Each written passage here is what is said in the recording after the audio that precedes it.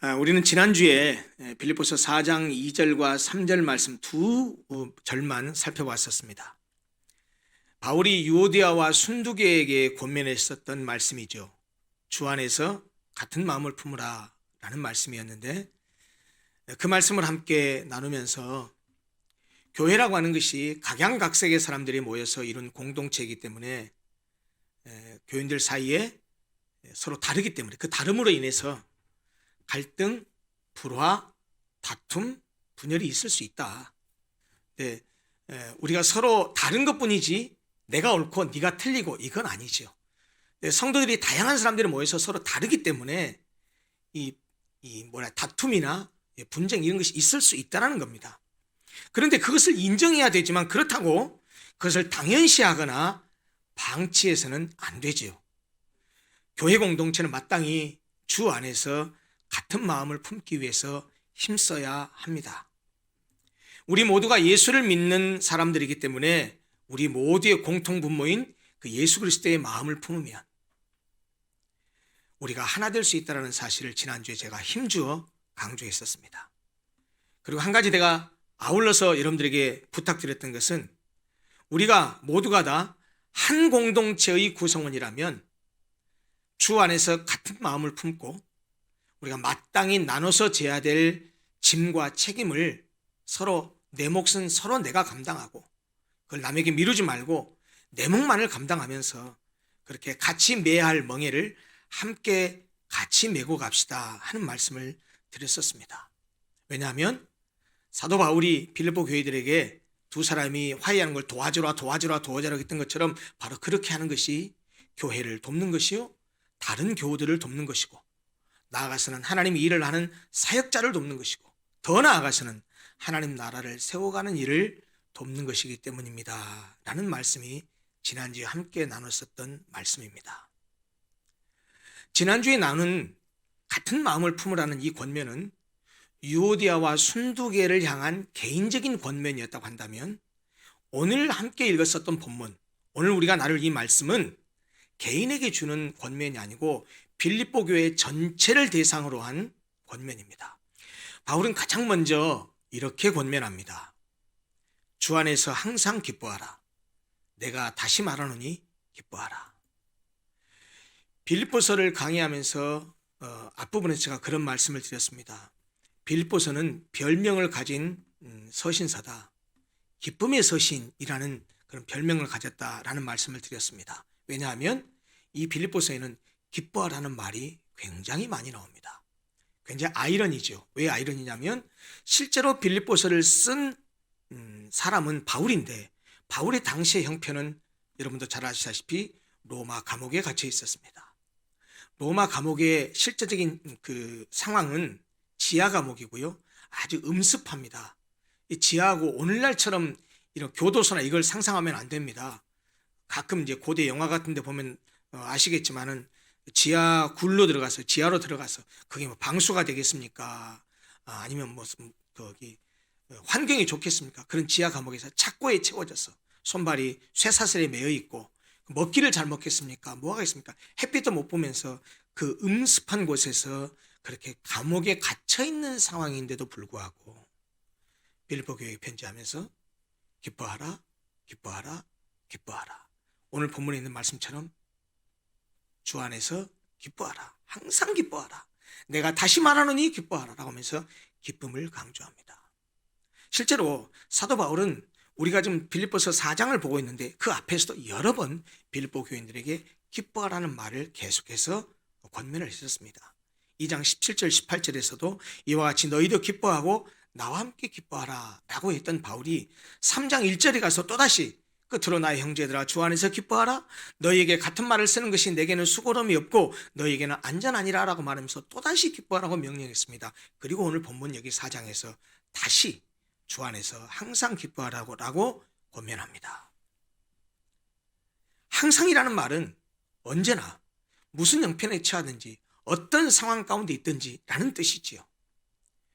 여러분이나 저나 인생을 살다 보면 걱정이 되고 한숨이 나오고 힘들고 어렵고 절망적인 일을 만나기도 합니다. 그런 상황에서 기뻐할 수 있을까요? 앞이 안 보이고 미래가 안 보이고 모든 문이 다 닫혀 있고 내가 이 어려운 상황에서 도대체 해방될 자유로워질 가능성이 전혀 보이지 않음에도 불구하고 기뻐할 수 있을까요? 사도 바울이 항상 기뻐하라고 했으니까 그런 상황 가운데서도 기뻐하라는 말 아니겠습니까? 왜 그랬을까요? 바울이 이렇게 항상 기뻐하라고 명령한 것은 적어도 우리 그리스도인들에게 있어서의 기쁨은 주변의 상황이나 여건이 아니라 온 세상이 변해도 절대로 변하지 않는 예수 그리스도에게 뿌리를 두면 가능하기 때문입니다. 그래서 오늘 본문에서도 뭐라고 했죠? 항상 기뻐하라 말 앞에 무슨 말이 있습니까? 주 안에서.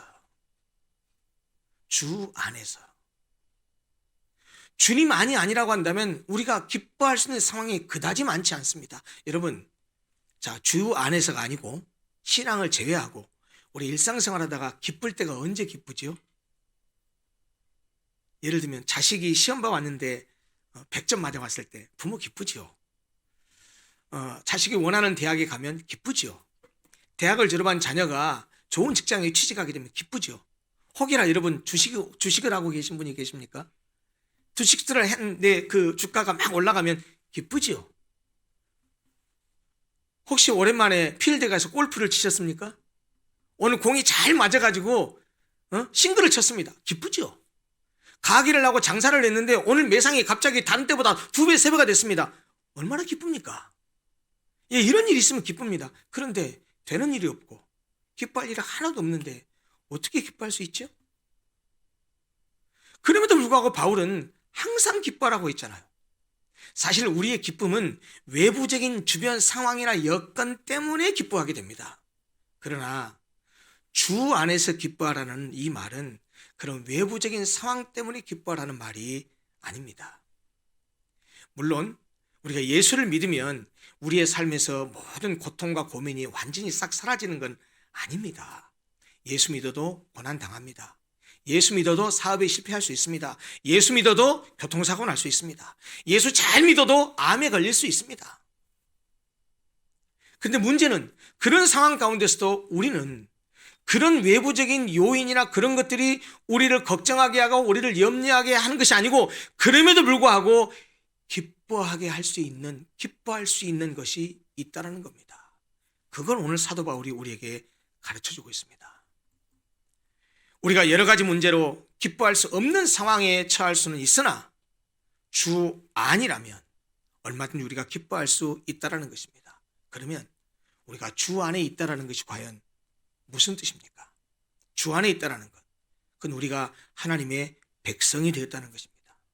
하나님의 백성이 되었다는 것은 내가 영생을 소유하게 됐다는 말입니다. 하늘나라의 시민권을 가졌다는 말입니다. 장차 하나님 나라의 유업을 받을 자들이라는 것입니다. 눈에 보이지 않지만 하나님께서 지금도 우리를 지키시고 보호하신다라는 그런 하나님과 부자지간의 관계가 형성되었다는 말입니다.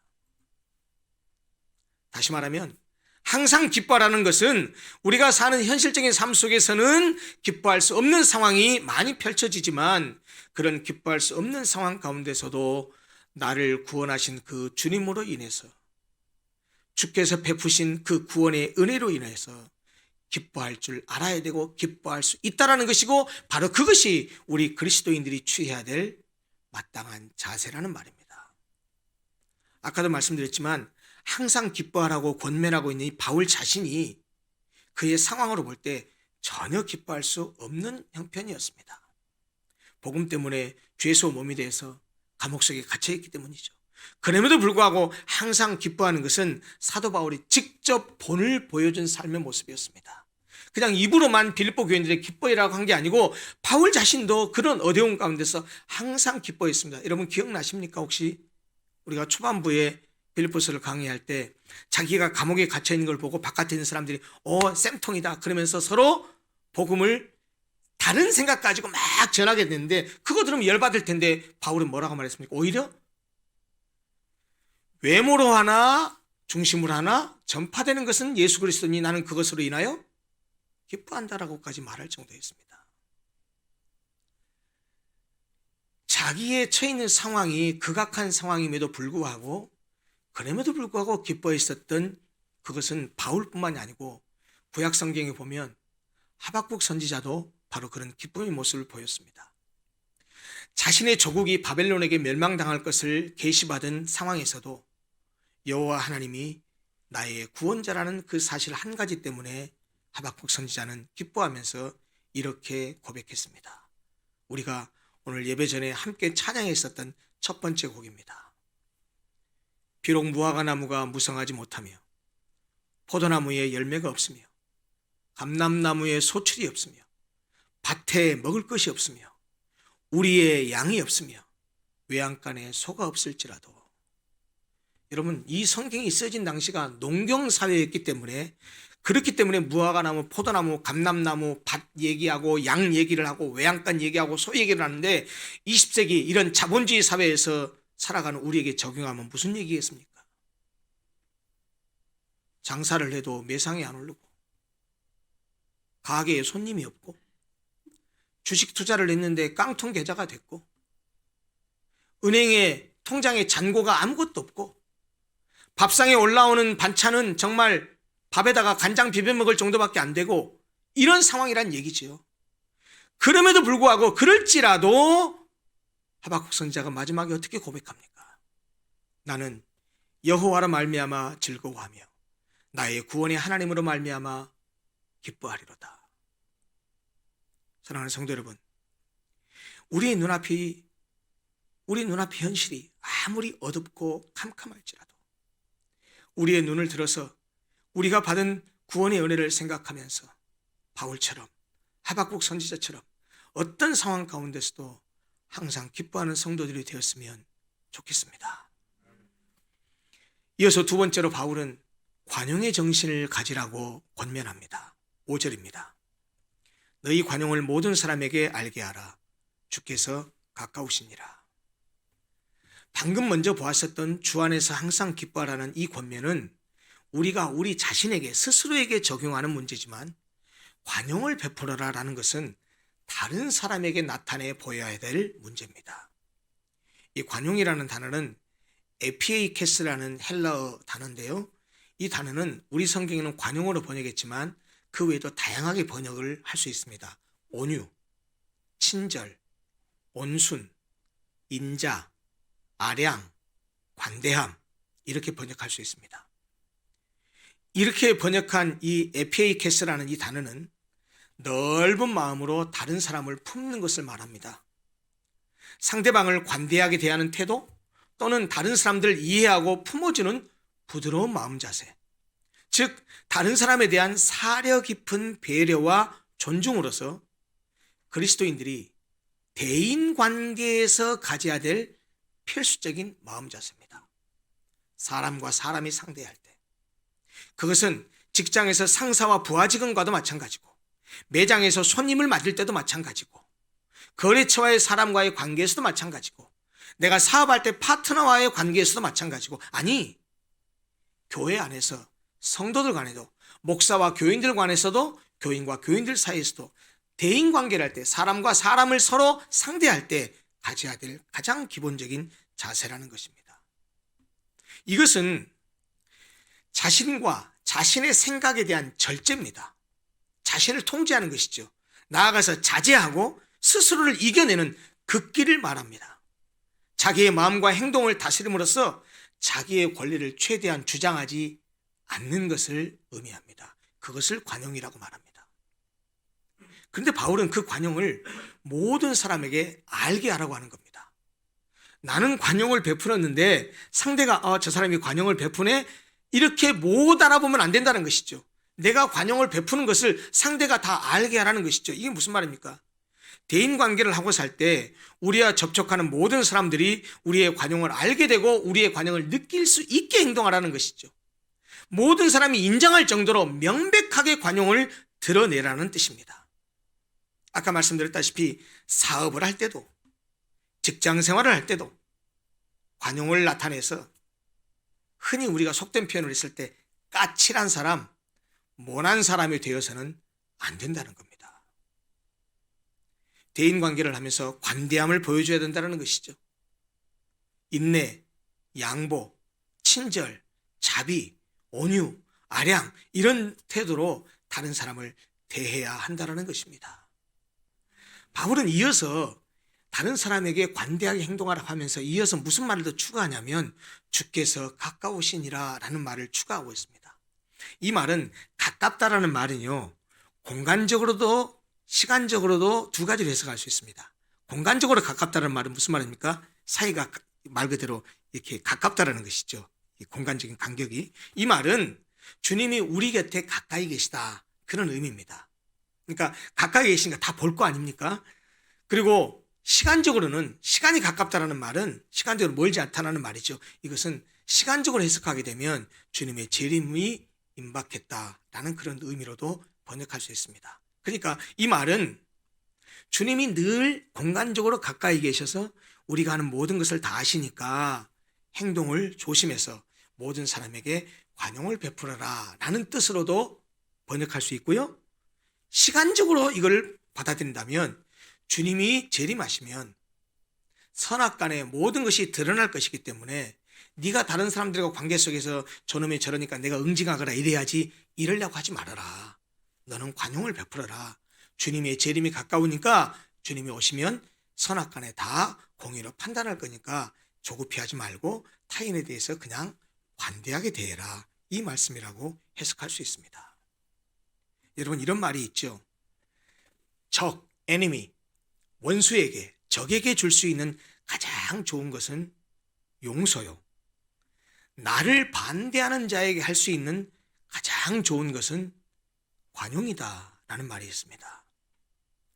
우리는 자신에게는 엄격하되 타인에게는 관용을 베풀어야 됩니다. 반대로 하면 안 됩니다.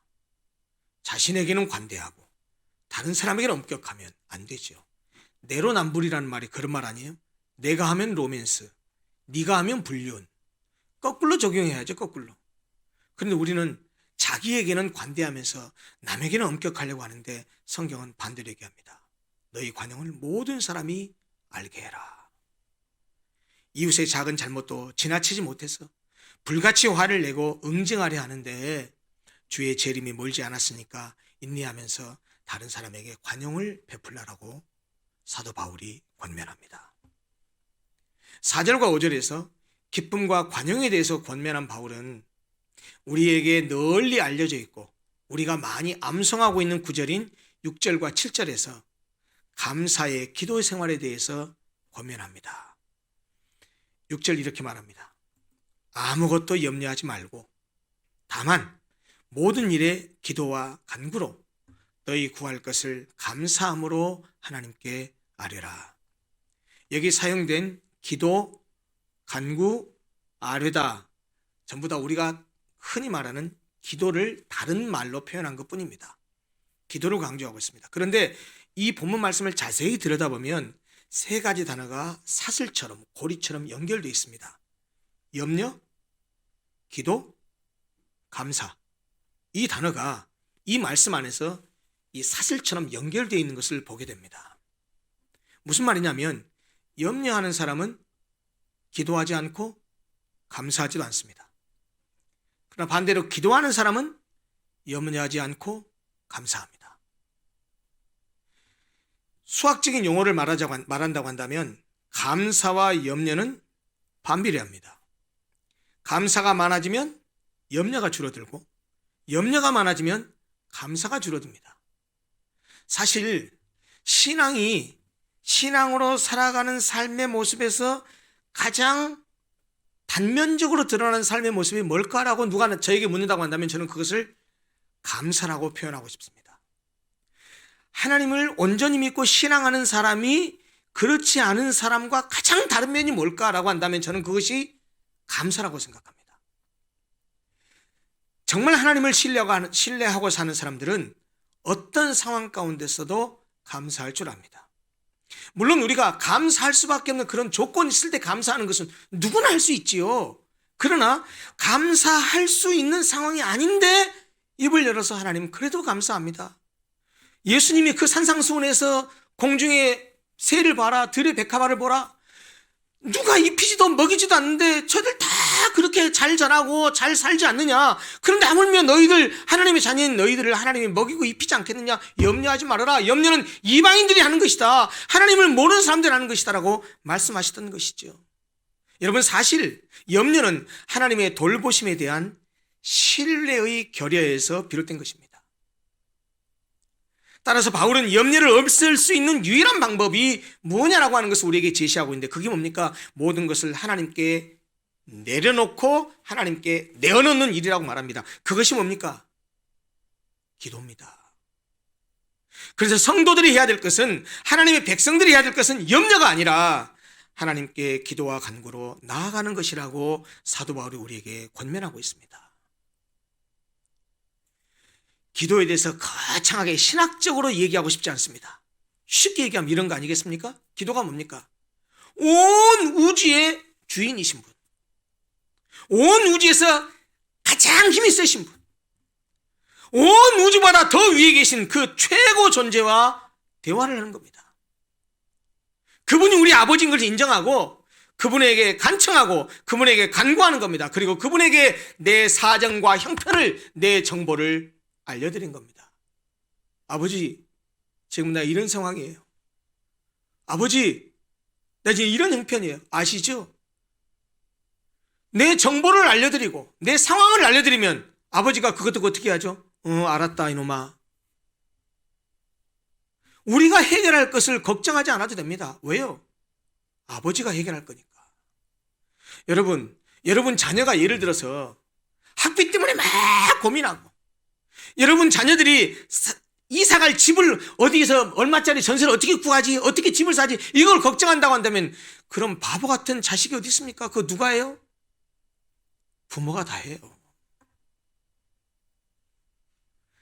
바울은 6절에서 염려가 아니라 감사함으로 기도하라고 하면서 아무것도 그리고 모든 일에 이 두 가지를 대칭시켜서 이야기합니다.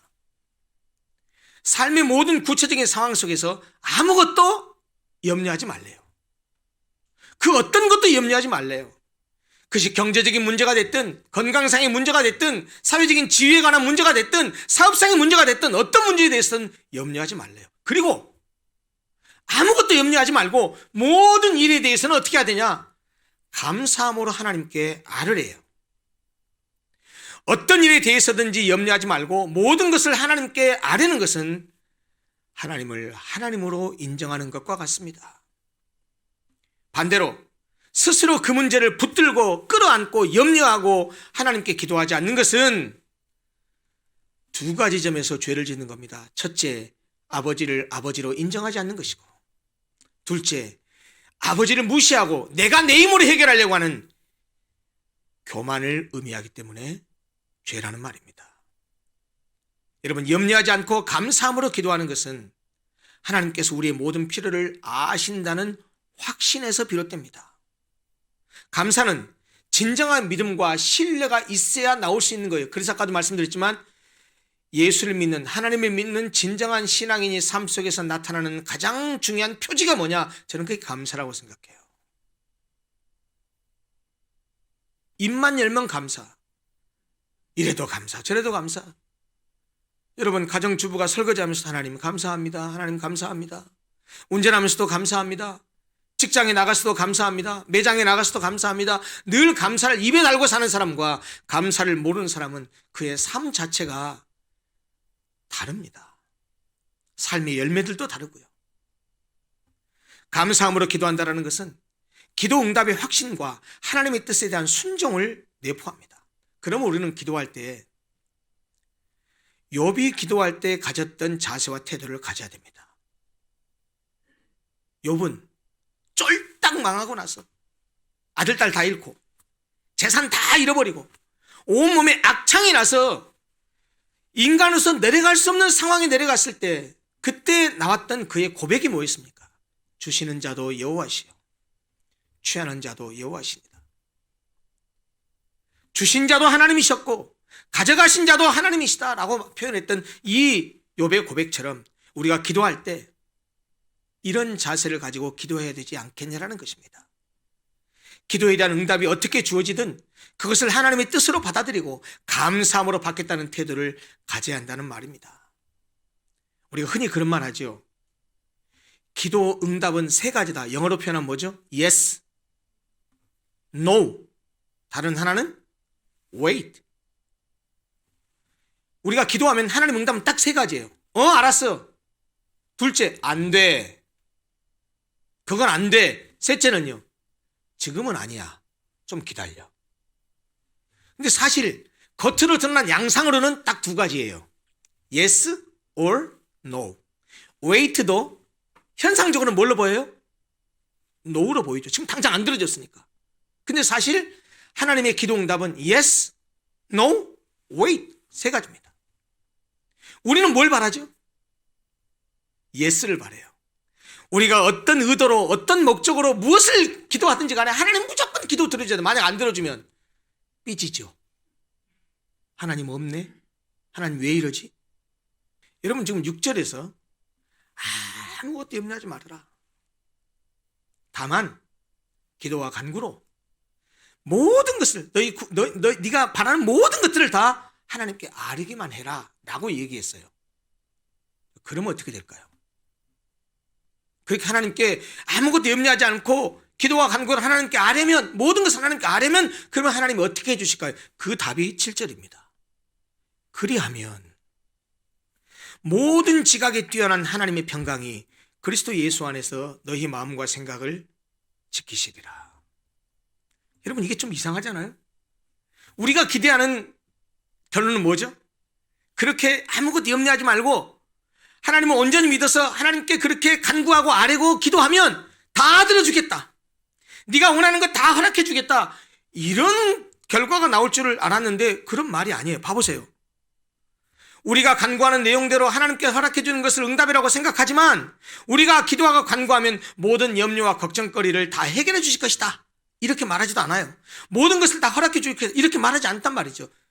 여기 나온 답은 뭐죠? 모든 지각에 뛰어난 하나님의 평강이 그리스도 예수 안에서 너희 마음과 생각을 지키시리라. 여러분 우리나라 한글은요 이 콤마를 찍어야 의미가 정확해지는 게 있는데요, 이 부분도 모든 지각에 뛰어난 하고 콤마를 찍어야 의미가 명확해집니다. 왜냐하면 모든 지각에 뛰어난 하나님을 수식하는 게 아니고 모든 지각에 뛰어난 평강을 지금 수식하고 있습니다. 모든 지각에 뛰어난 하나님의 평강이지 모든 지각에 뛰어난 하나님이 아니란 말이죠. 그러니까 뛰어난 다음에 컴마를 찍고 해석하는 것이 좋습니다. 영어 성경을 보면 명확하게 되어 있는데요, 모든 지각에 뛰어난 하나님의 평강. 그러니까 하나님이 우리에게 하나님의 평강이, 하나님의 평안이, 하나님의 평화가 우리의 마음과 생각을 지켜주실 것인데 그 하나님의 평강이라고 하는 것이 어떤 것이냐? 모든 지각이 뛰어난 평강이란 말이죠. 우리의 이성과 상상력과 우리의 머리와 우리의 모든 능력을 초월한 하나님의 평강, 이해할 수 없는 하나님의 평강, 그 평강이 우리의 마음과 생각을 지켜주실 것이라고 말합니다. 무슨 뜻입니까? 사실 내가 기도한 대로 하나님이 예스라는 응답을 주시면 그것이 좋은 기도 응답이라고 생각하지만 이 기도 응답이야말로 가장 완벽한 해결책입니다. 그 기도 응답이 예스든 노든 웨이트든 상관없이 우리가 기도한 그 기도에 대해서 하나님께서 우리의 마음과 생각을, 하나님의 평강이 우리를 지키신다고 한다면 그보다 더 귀한 기도 응답이 어디 있겠습니까? 예스로 응답받든 노로 응답받든 웨이트로 응답받든 마음의 평강을 주시고 내 마음이 산란하지 않고 하나님을 믿고 신뢰하는 평화가 내 마음에 넘친다고 한다면 그보다 더 큰 기도 응답이 어디 있겠냐는 말입니다. 인생을 살아갈 때 우리를 정말 힘들게 하는 것은 불안입니다. 불안은 우리에게 엄청난 스트레스를 주죠. 20세기 독일의 실존 철학자인 하이데거는 그렇게 말했습니다. 인간은 자인쯤 토대, 죽음에 이르는 존재다. 결국은 인간은 죽음에 이르게 돼 있다. 그렇잖아요. 여러분이나 내나 건강이 좋든 사회적인 지위가 높든 돈이 많든 마침내 가는 곳은 어디입니까? 우리의 종착역, 무덤이에요. 인간은 죽음에 이르는 존재예요. 그런데 그 죽음 때문에 인간은 늘 불안하다는 거예요. 공포는, 두려움은 대상이 있습니다. 공포나 두려움은 대상이 있단 말이에요, 명확하게. 근데 불안은요, 이유를 몰라요. 그냥 불안해요. 어쩐지 불안해요. 이번에 아들이 대학 입학 시험에 떨어지면 어떡하지? 내가 새로 시작한 사업이 실패하면 어떡하지? 내가 지금 계획하고 있는 프로젝트가 어그러지면 어떡하지? 건강검진을 했는데 고객님 여기 위에서 장에서 뭔가 발견됐는데 정밀검사를 해봐야 되겠습니다 라고 해서 정밀검사를 하러 갑니다. 정밀검사 결과 암이면 어떡하지? 이런 막연한 불안함, 이 불안함이 우리에게서 평안을 빼앗아가 버립니다. 그러나 염려를 벗어버리고 감사함으로 하나님께 아뢰면 우리의 마음과 생각을 하나님의 평강이 지켜주신다고 합니다. 상황과 여건에 상관없이. 왜 그럴까요? 왜 그렇게 기도하면 하나님의 평강이 우리를 지키실까요? 하나님이 내 모든 사정과 형편을 알고 계셔. 나를 위해서 외아들까지 보내셔서 십자가에 죽게 하시고 나를 구원해 주셨는데, 당신의 외아들까지 나를 위해서 내어주셨는데 내가 간구하는 것, 그것 들어주지 않으시겠어? 설사 들어주지 않는다 해도 하나님은 언제나 나에게 가장 좋은 때에 가장 좋은 것을 주시는 분이야. 여러분, 이런 감사하는 마음을 가지고 기도한다고 생각해 보십시오. 이렇게 기도하면 우리의 마음과 생각을 하나님께서 지켜주시지 않겠습니까? 우리 마음 가운데 평강이, 평안이, 평화가 넘쳐나지 않겠습니까? 하나님의 평강이 우리를 다스리고 지배하게 돼서 어떤 주변 여건과 상황이 요동치지 않고 평안함을, 평강을 유지할 수 있는 것, 이것이 하나님이 주시는 은혜 아니겠습니까? 여러분, 이 세상에 그 무엇이 우리의 마음의 평강, 내적인 평안을 가져다 줄 수 있겠습니까? 사회적인 명예가 가져다 줄 수 있습니까? 권력이 가져다 줍니까? 돈이 가져다 줍니까? 여러분, 우리에게 평강과 평안과 평화를 가져다 줄 수 있는 것은 그런 명예나 권력이나 돈이 아니지 않습니까? 무엇이 우리에게 진정한 평강과 평안을 주십니까? 하늘 위에서 내려오는 하나님이 주시는 평강. 그것이 참된 평안이요, 참된 평화 아닙니까? 하나님만이 우리에게 참된 평강을 주실 수 있지 않습니까? 내 영혼의 극히 깊은 데서 맑은 가락이 울려나네. 하늘 곡조가 언제나 흘러나와 내 영혼을 고이 싸네.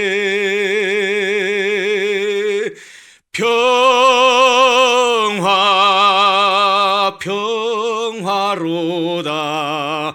하늘 위에서 내려오네. 그 사랑의 물결이 영원토록 내 영혼을 덮으소서.